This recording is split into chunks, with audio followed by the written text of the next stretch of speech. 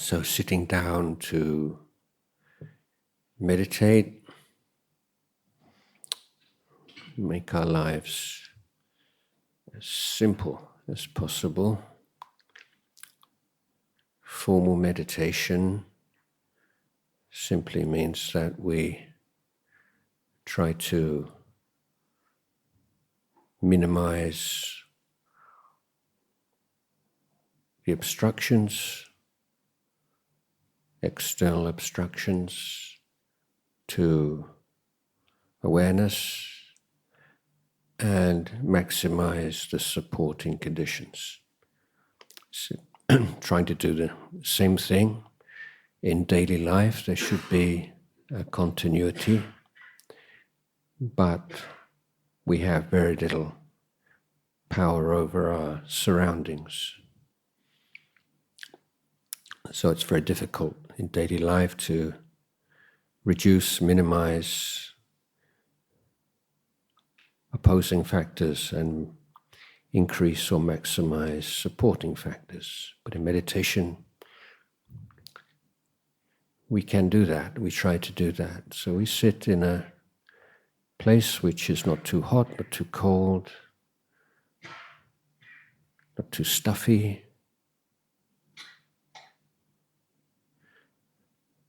where there are no loud, disturbing noises, no calls upon our attention from elsewhere. It's just this body and this mind. That's what we call in Buddhism the real world. This is the nitty-gritty of human life, right here, right now. So we should be learning, observing. For example, the relationship between posture and awareness. So we've taken upon ourselves a task to be awake and aware with the real world of the body and mind. And our posture influences how well we can do that.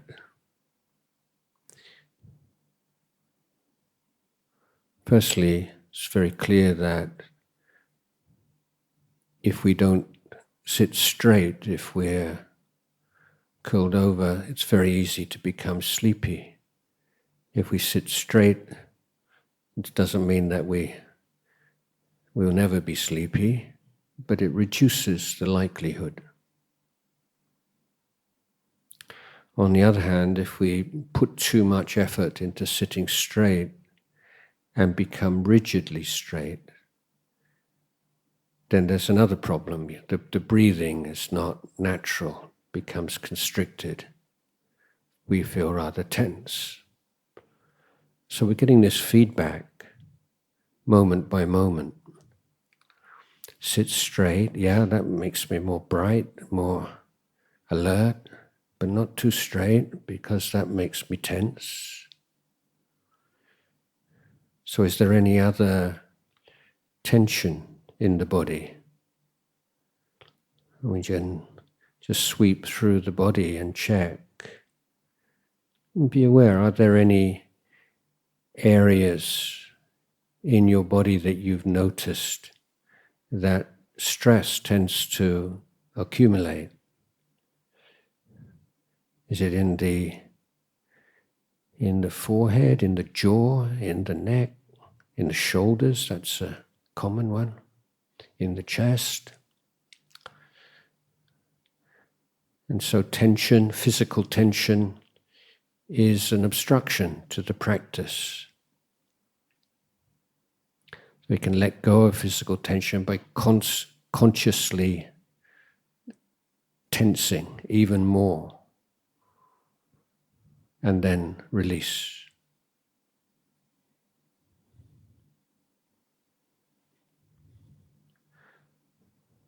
So how we place our legs, how we place our hands, there's no right way or wrong way. The sitting posture is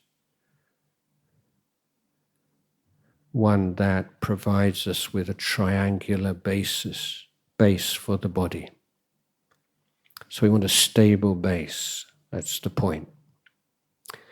So how do we get a stable base? Usually if we have something just lifting up at the back, a cushion or something folded just to lift the posterior up and just gives that little tilt forward of the body that assists in providing the stability that we want and to maintain that natural straightness of the body.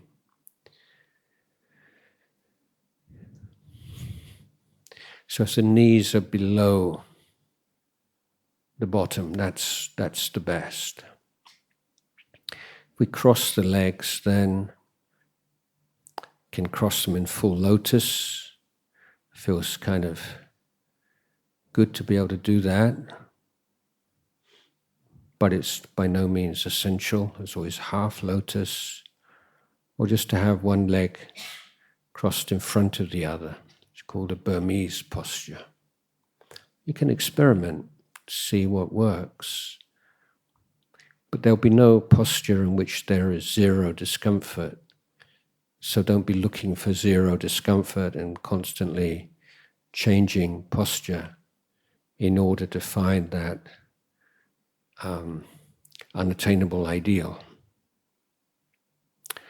The hands, again, you can put your hands on your knees or flatter with the palms down or the palms up. You can have the thumb and the index finger lightly touching, or the hands in the lap with the two thumbs lightly touching. The advantage of the fingers, the thumb and the index finger lightly touching, or the thumbs lightly touching, is that if mindfulness weakens, then the fingers tend to fall apart. So it's like a warning, it's another level of feedback, rather a coarse initial level of feedback that mindfulness has been lost.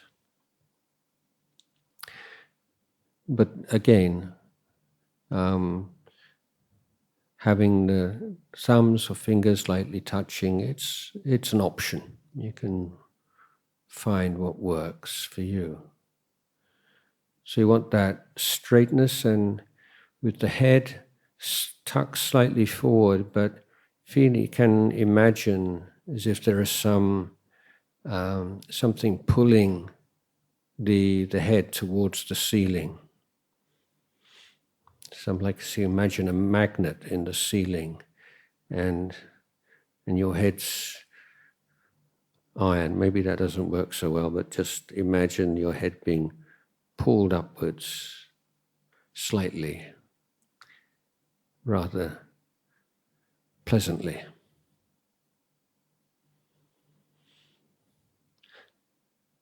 So given that you have some physical problems, one level or one kind of another, probably, you have to make peace with that. And this is how it is right now. This is your body right now.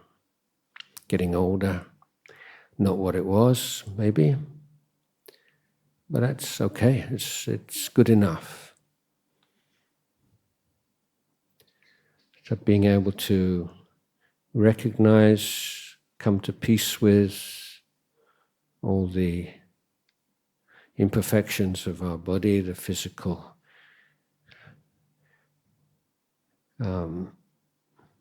distractions, things that can be distraction, I was saying. It's all right, you're okay.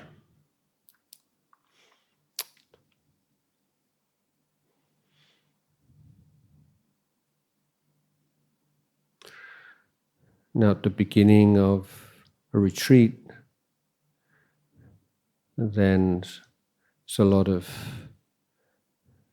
memories, luggage from the past still knocking around in the mind. At the beginning of a meditation, then if we notice that we have some particular kind of sense of unfinished business, things that left home, still not quite happy about, uncertain about, then be clear with yourself during a meditation, this is not the time to be analyzing and pondering on those issues. We've taken the 8 precepts, we've left the world, left our family behind, left all of that stuff behind, just for a while, not for so long.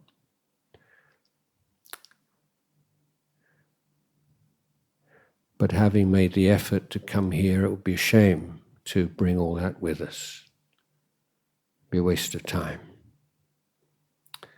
So just reminding yourself at the beginning of every meditation, what exactly we're doing here now. It's not a time to allow memories to capture the mind and to indulge in those memories and work stuff out.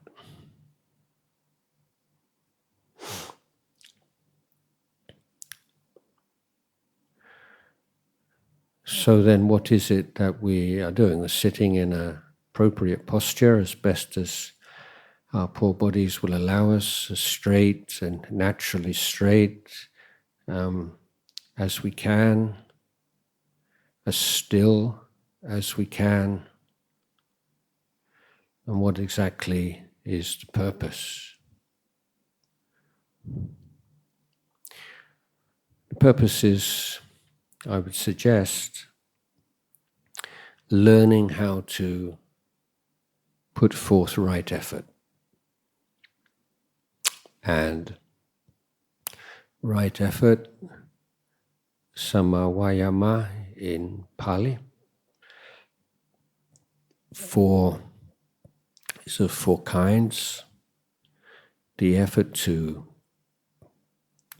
guard against as yet unarisen defilements, learning how to abandon defilements that have already arisen in the mind, learning how to introduce into the mind wholesome, positive qualities that are not there yet, and learning how to take care of and bring to maturity those good qualities that are there already.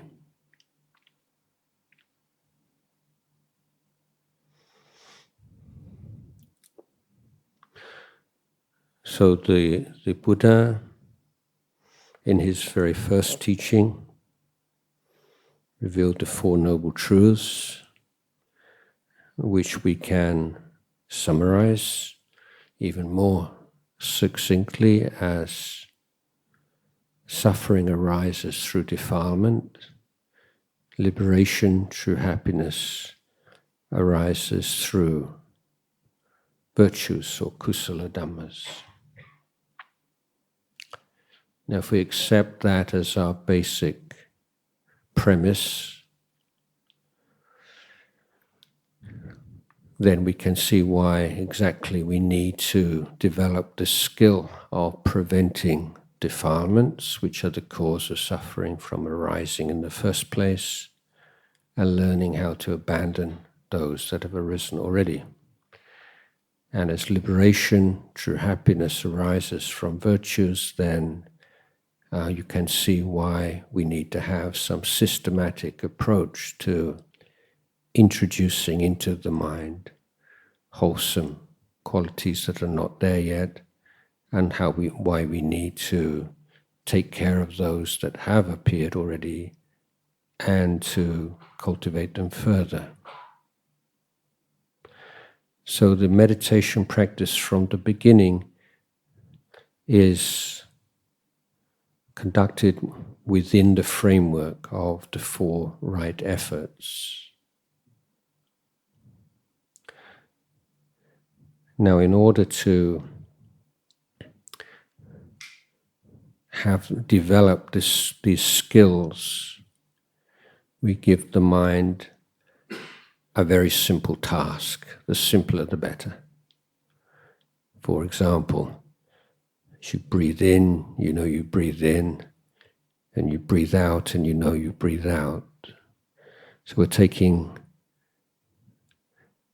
a natural phenomena, part of the body itself, something which is there already, and simply turning towards it, taking an interest in it, creating a relationship with it. So very simple, doesn't need any sophisticated philosophy or logical analysis. And giving the mind a job to do, and then see what happens. When we ask the mind to be present, to be aware of the breath, then we find it kind of difficult. And why should it be difficult? Why can you not just tell your mind to watch the breath for an hour or 2 hours, or indeed all day and all night? Why can you not do that?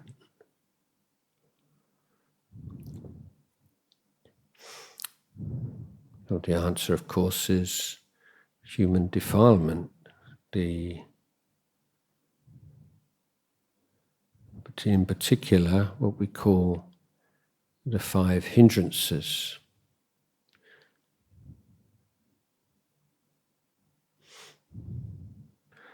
So when we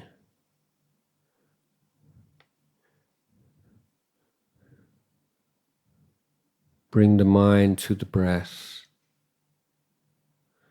in the in-breath we know it's breathing in, out-breath we know it's breathing out, then we get bored. It's not stimulating, it's not interesting. And so the mind will jump off usually into memory or imagination.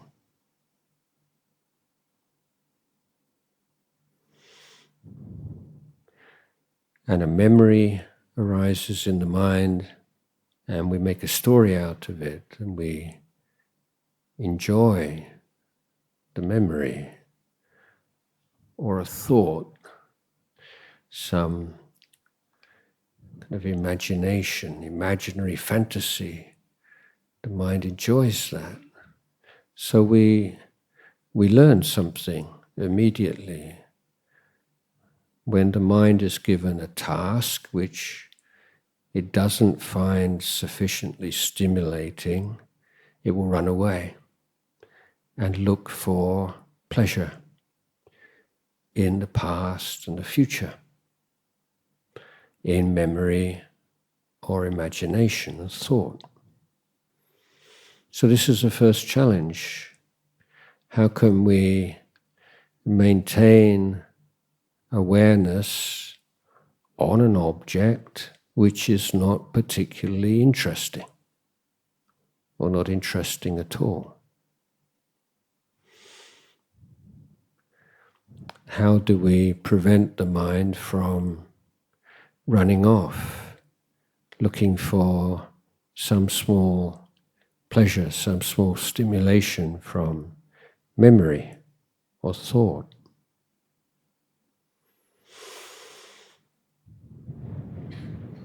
So one of the ways we can deal with this initial problem is by looking at the big picture. You can say, yeah, moment by moment at the beginning, the meditation, trying to stay with the breath, it's difficult, it's boring. But if you stick at it and you maintain and you can create a stream of unbroken awareness, then you will experience joy and rapture and bliss and all kinds of marvelous mental phenomena which are completely inaccessible to someone who doesn't meditate. So it's a little bit of a reward being dangled in front of the mind. But more importantly than that is that as long as we follow these habits of defilement, we'll never know any true inner peace, contentment. We'll never develop any true wisdom and understanding.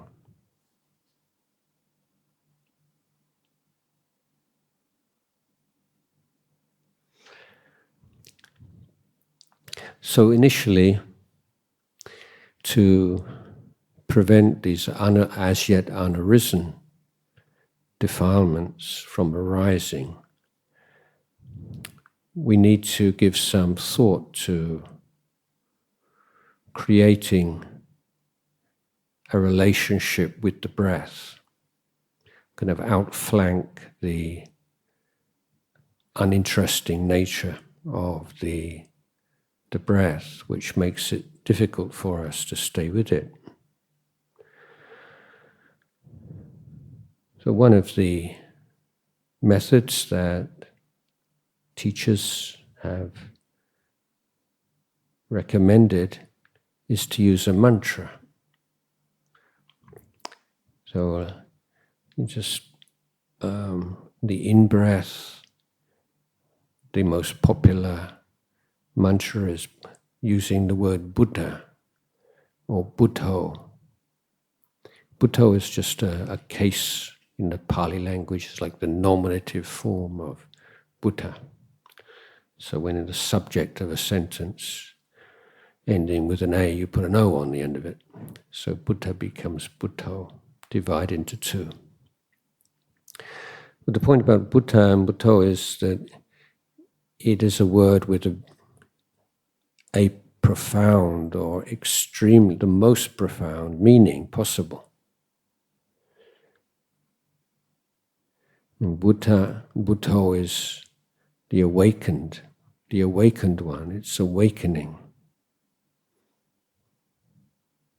It's the free, liberated mind. So as we breathe in, we think Bud, and we breathe out Ho, then every now and again we just remember the meaning of the word. Don't allow it to become a mere sound in the mind. It's a means of supporting awareness. It shouldn't detract from awareness and become mechanical. And then it becomes an obstacle rather than a support. So it takes some time if you're going to use this mantra of Buddho. Is there time to reflect on what Buddha means, what Buddha means to you? And so it doesn't mean that you're contemplating the various meanings of Buddha while you're focusing on the breath, but that should be digested and it should be there, right there in your mind, that this is not a meaningless sound. It's a sound with the ultimate, most profound meaning.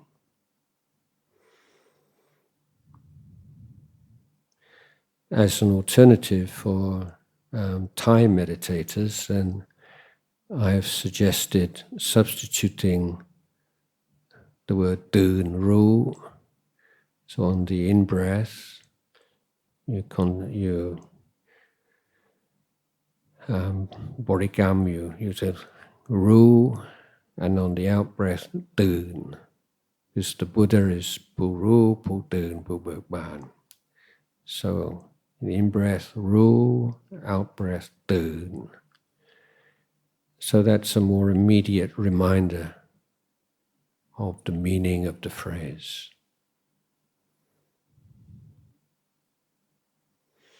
So the breath is changing all the time. This is the unique feature of it as a meditation object. It can be short, can be long. And we have to keep track of those changes. And if you're using Buddho as an object, then Buddho has to accommodate the variations in the length. So your out-breath maybe starts to become very long or very faint, and then you have to adapt your toti to be there with it, however it changes.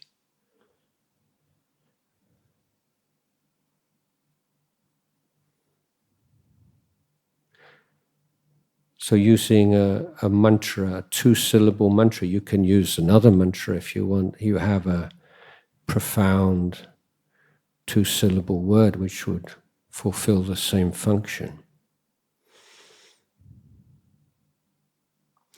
Another similar skillful means is to count breaths. Again, the idea is to create a stronger connection, stronger interest in the breath, a relationship between the mind and its object.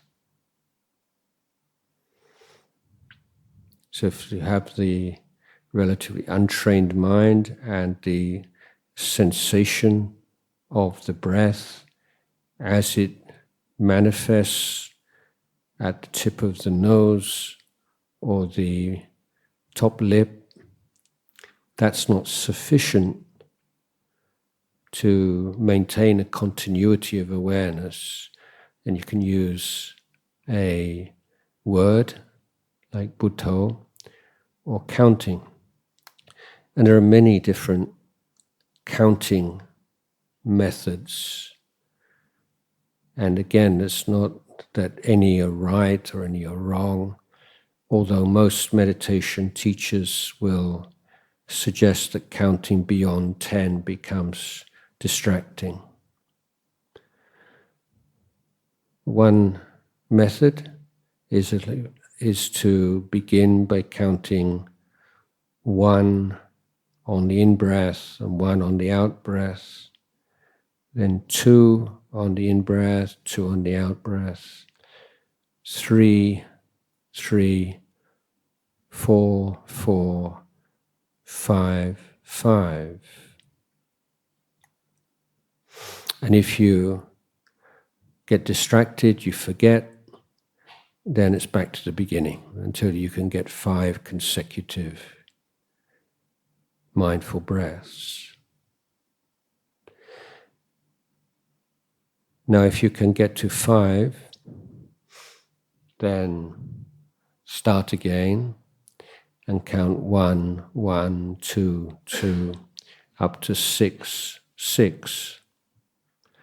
Again, if you can get all the way to 5, 5, and then 1, 1, 2 to 6, 6, and you're still there in the present moment, aware of the breath, then go on to 1 to 7. 1, 1, 2, 2, 3, 3, all the way to 7, 7. And then following this same pattern, carry on to 8, 8, 9, 9, 10, 10. So it's quite a challenge. And if you get lost, you have to go back to the beginning. The rationale for changing the number in this systematic way is that it makes it much less likely that it will become mechanical,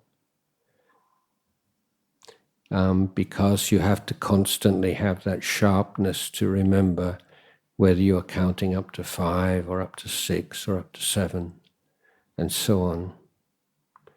And you tend to realize when you lose your mindfulness very quickly because you're aware you don't know where you are in the counting.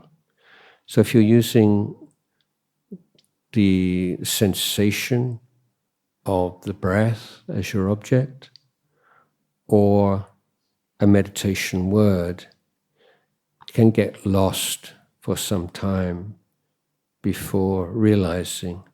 But for beginners in particular, the counting is effective way to create a stream of mindfulness.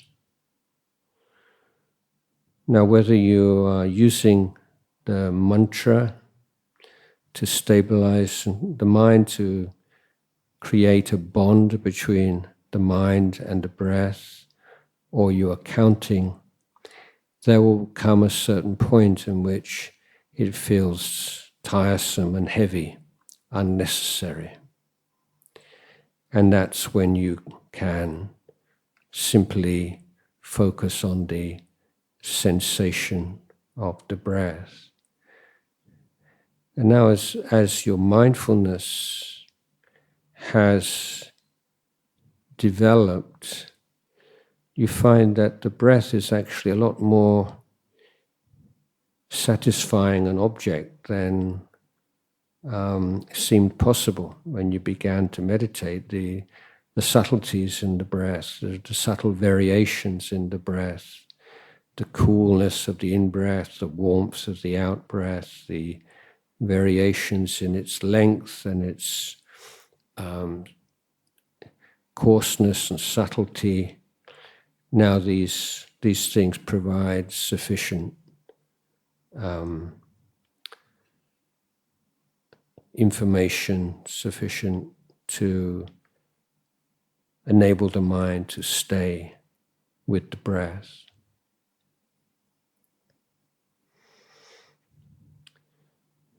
Now, the point at which you focus on the breath is again up to you, and you can, if you've not yet found that particular spot which suits you, then you can try different spots. The tip of the nose is the one which is most popular, probably, and appears in the great commentaries in Visuddhimagga, and the upper lip.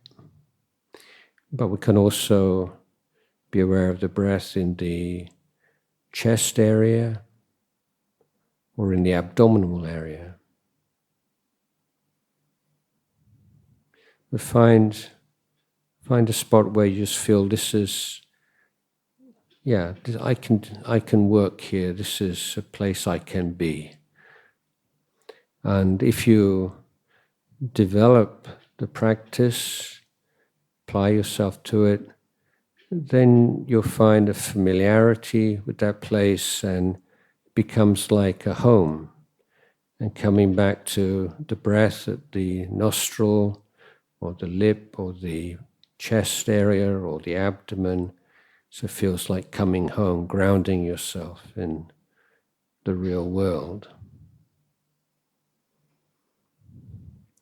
If the mind becomes dull or lacking in energy, then can expand the awareness of the breath rather than restricting it to a single point in the body.